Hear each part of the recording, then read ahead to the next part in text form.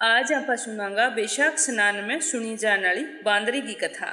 ई कथा ने बैशाख में स्नान करा जब बड़ पिंपल या तुलसी खेजड़ी में पानी डाल के जरूर सुननी चाहिए। बोलो विष्णु भगवान की जय हो। पुराने समय की बात है कि एक राजा हूं तो वो बैशाख के महीने में रोजाने ब्रह्म मुहूर्त में उठ के गंगा जी में स्नान करतो। राजा को आदेश हो भी मेरा पहला गंगा में कोई स्नान कौन करेगो। तो सारी प्रजा आपकी राजा को कहणो मानती, पर फिर भी जब राजा गंगा जी में स्नान करने जानता तो जल शांत को नहीं उनतो भी मैया लागतो भी अभी अभी कोई स्नान करके गए हुए। तो राजा ने संदेह उनतो। तो राजा सोचता भी जरूर ईशो कोई है जो को मेरा पहला स्नान करे। तो राजा एक दिन आपके सैनिका ने आदेश दियो भी बठ पहरेदार बिठा दियो या ध्यान रखो भी मेरा पहला स्नान कौन करे। तो बठ गंगा नदी के तट पर पहरेदार बिठा दिया, पर बठे तो कोई स्नान करने वास्ते को नहीं आनतो। तो सैनिक सोचता भी स्नान तो करके जावे, पर स्नान करे कौन है कोई पतो कौन चाहे। गंगा जी के तट पर एक पीपल को वृक्ष हो, बिंग ऊपर एक बंदरी रहती। बा रोजाने राजा आना पहला गंगा जी में डुबकी लगाती कहती बांदरी बैशाख नावे राजा जी शू पहला नावे सवा पैर के तड़के नावे एक बेटो सेंस पोता पावे। तो बाइया के गेर डुबकी लगा वापिस वृक्ष पर चढ़ जाती। इं करता करता बैसाख को पूरा महीनो बीत गयो। जके दिन बैसाख की पूर्णिमा तिथि ही बीनीन बट सिपाही बैठा एरबान डुबकी लगाने की आवाज आई। तो भाग्य से सारा सिपाही बैठाया तो देखियो बंदरी स्नान करने लाग रही। तो सिपाही भी ने पकड़ के राजा कन ले गया। राजा के ले जाके पेश कर दी भी राजा आ बंदरी है जकी थारा पहला स्नान करे। तो राजा जके दिन आदेश दियो बिंदी ने प्रतिज्ञा करी भी अगर कोई स्त्री मेरे पहला स्नान करे तो मैं भी विवाह करूंगा। तो आपके वचना बंदेड़े राजा बंदरी के सागे विवाह कर लियो। राजा को और भी रानियां ही बांगे कोई संतान को नहीं और बंदरी बैसाख नाई तो बिन बैसाख स्नान के पुण्य बंदरी के गर्भ ठहर गयो। जद 9 महीना पूरा होना तो बंदरी राजा ने पूछो भी शिशु को जन्म हुएगो तो मन के करना हुएगो। अगर कोई जरूरत पड़ी ऐथा ने बुलानो पड़ियो तो मैं किया बुलासू। तो राजा बिंग महल में घंटी लगवा दी और बंदरियों की भी जब कोई दर्द वे तबीयत सही ना हो तो घंटी ने बजा दियो मैं सारो प्रबंध कर देशू। तो बंदरी की भी ठीक है।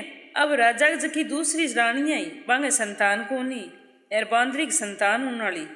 तो ये समाचार जान के सारी रानियां मन ही मन बहुत ही ज्यादा भी बांदरी में ईर्ष्या करने लग गई। तो वे सारी सोचती भी इंगे संतान उजेगी जब तो इंगो ही बोल बालो उजेगो और आपा नहीं संताना आपन कौन पूछे।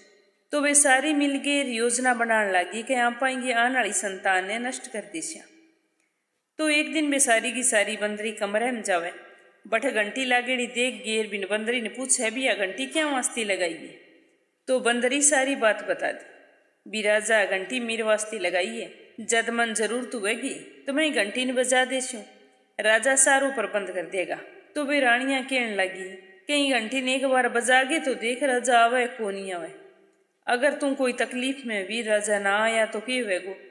तो बांदरी सोचो भी बात तो ठीक कहने लग रही है, मैं तो सोचो ही कौन। बात तो बहुत ही खुश वीर खड़ी हुई घंटी बजा दी। तो राजा दौड़िया दौड़िया महल में आया आर बंदरी ने पूछो भी घंटी की यहाँ बजाई। तो बंदरी की भी मन तो रानियां की बांगे कहने पर मैं घंटी बजाई।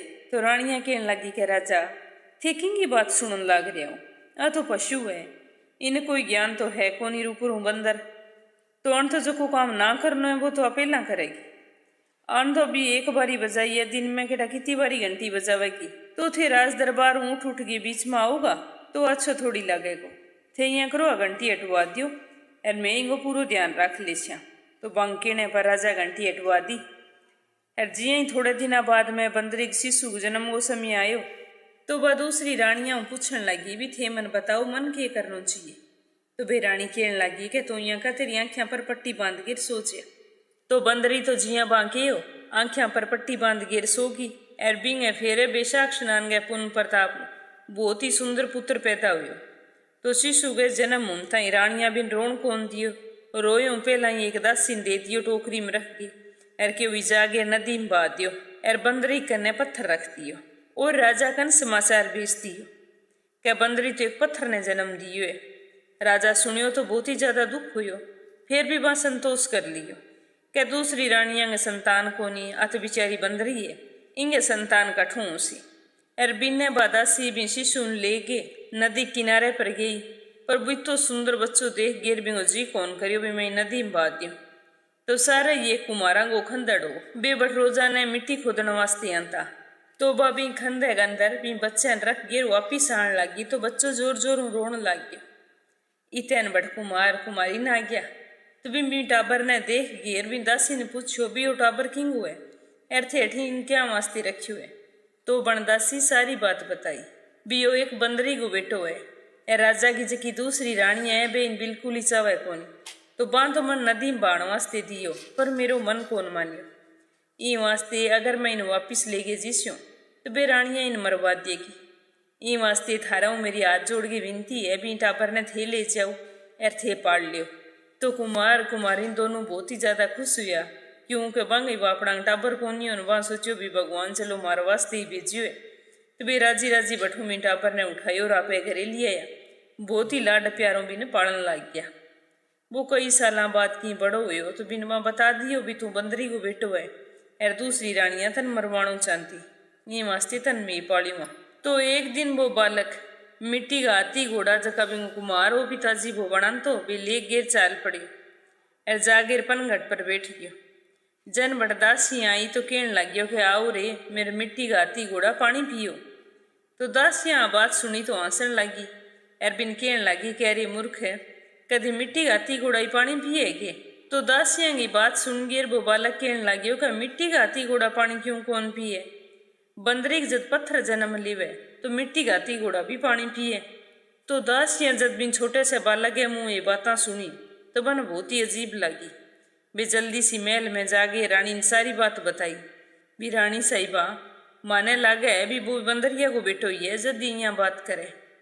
तो रानी दूसरे दिन आपको जहर मिला के लाडू बना दिया एर बेच दिया बीकन भी खा लिया को। तो वे भगवान विष्णु की कृपा जहर का लड्डू गोंद बादाम का हो गया।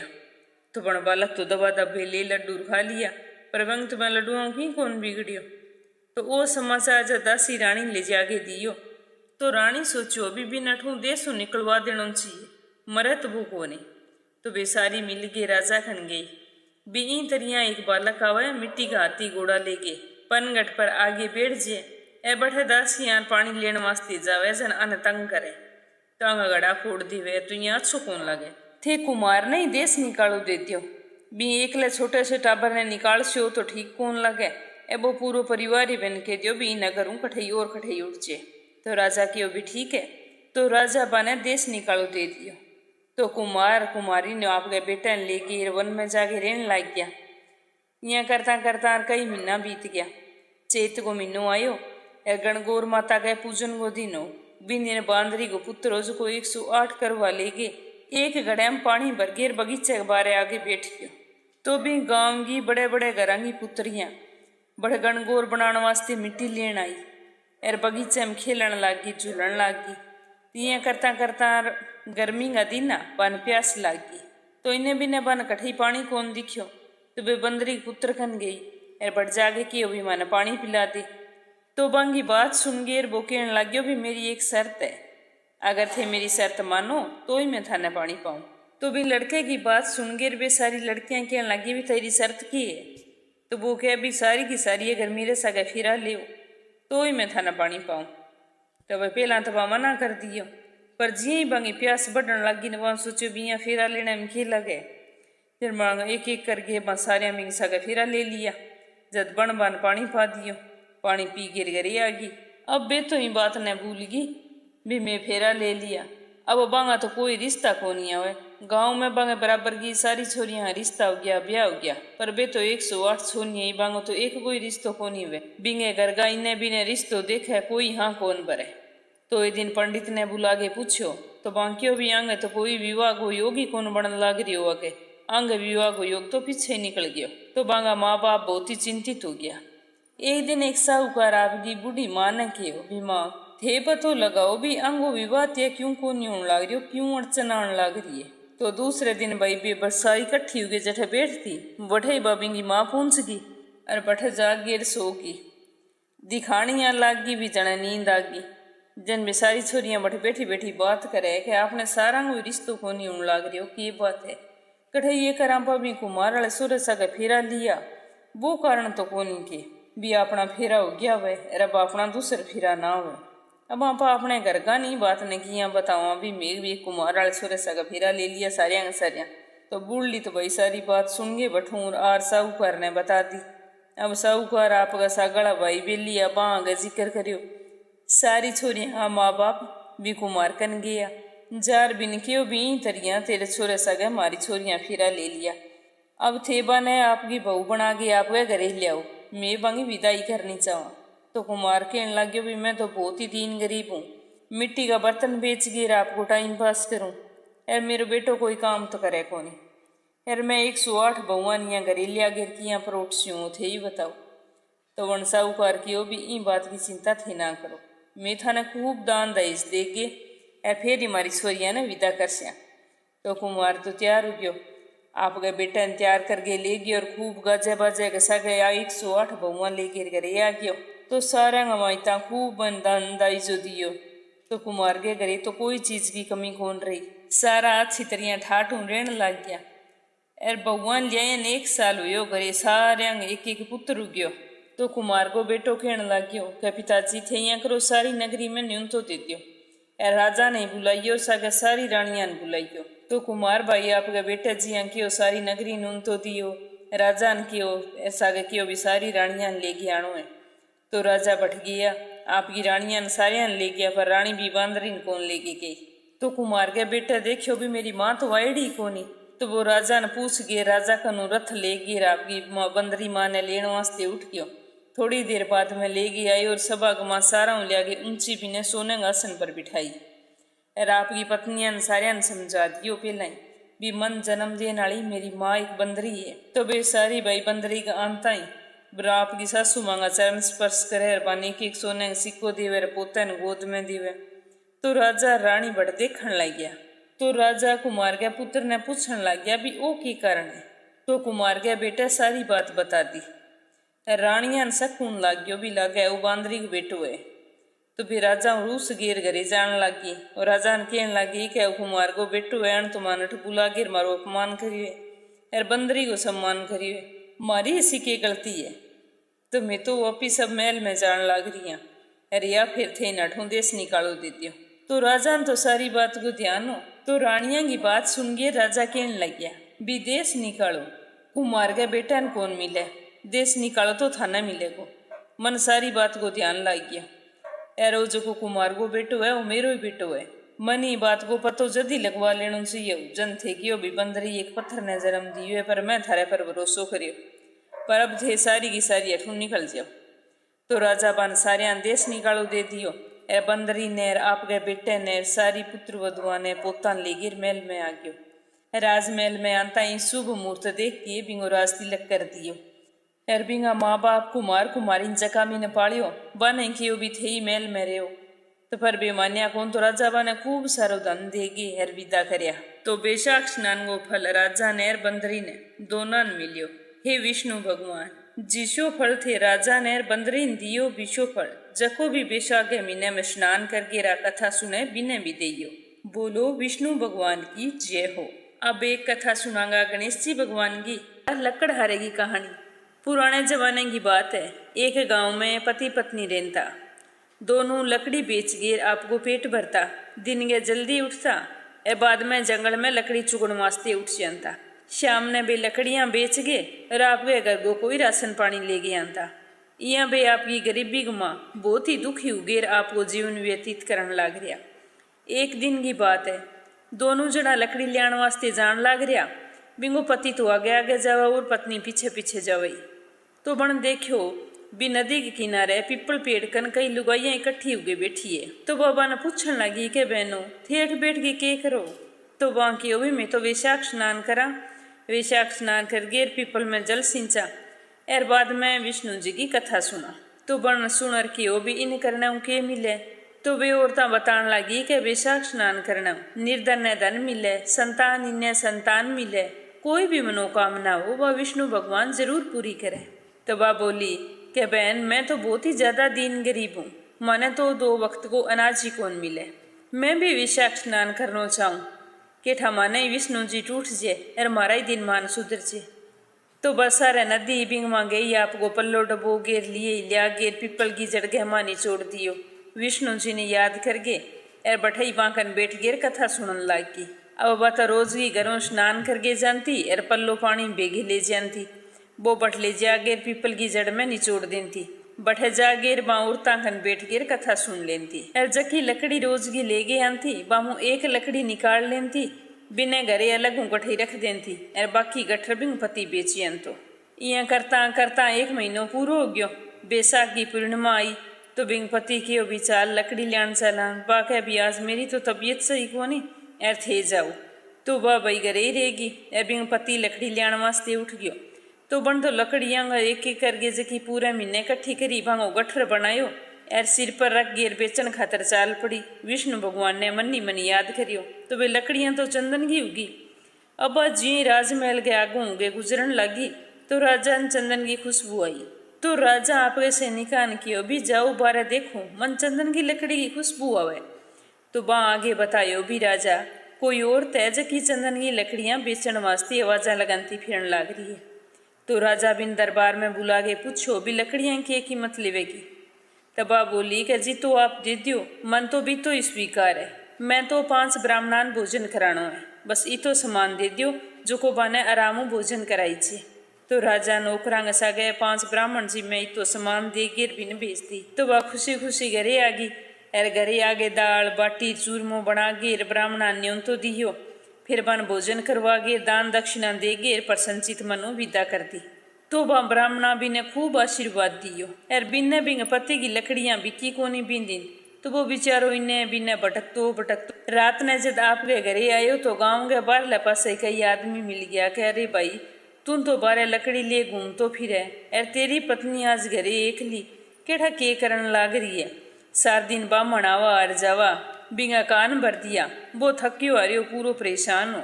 तो वो गुस्से में जल्दी जल्दी आपके घर का नहीं चालियो तो बढ़ जागे देखियो तो जठे झोंपड़ी बढ़ तो महल तैयार हो गयो तो बढ़ खड़ियो खड़ियो देखन लाग रियो।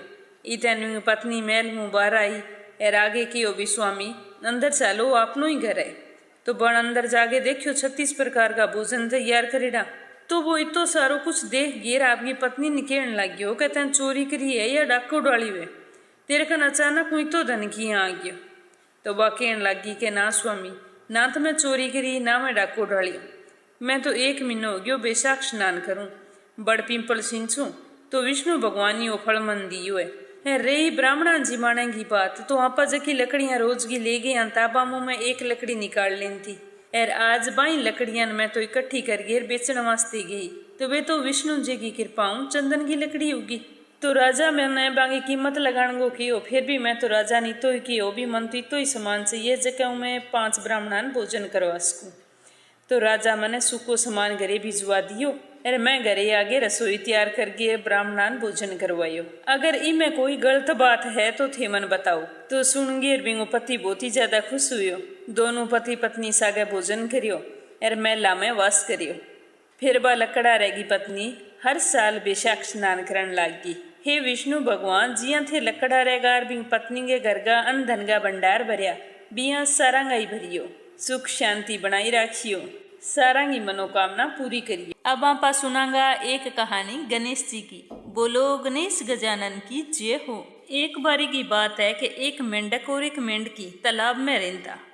तो मेंढकी 1.25 पैर दिन चढ़े तक गणेश जी भगवान की पूजा पाठ करती। बिंगो रोजाने को नियम हो तो बिन रोजाने पूजा पाठ करता देख गए मेंढक भी ने कहन लगियो कि मेंढकी तू 1.25 पैर दिन चढ़े तक हाथ जोड़े अठ बैठी रहे गार खावे ना मिट्टी के करती रहे। तो बा कहन लगी कि मैं तो विनायक जी की पूजा करूं। तो मेंढक कहन लगियो कि विनायक जी कौन मैं तो कोई विनायक जी ने कौन जानू ये तो फालतू की बताएं।